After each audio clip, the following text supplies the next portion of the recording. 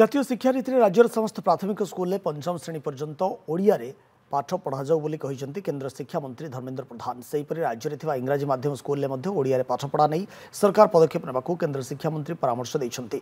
एथिसह श्रीमंदिर भितर थिबा स्कूल पुनरुद्धार नहीं जिलापाल शिक्षा विभाग अधिकारी और शिक्षा मंत्री आलोचना कराजिबाकू कहिसन्ति धर्मेंद्र। सेभଳି श्रीमंदिर सुरक्षा प्रसंग में स्थानीय प्रशासन सजग रही बोली पुरी में महाप्रभु श्री जगन्नाथ को दर्शन करी कहिसन्ति धर्मेंद्र प्रधान। एही अवसर में third all India T10 tennis ball cricket brochure को सिंहदार सम्मुख में उन्मोचन करिसन्ति।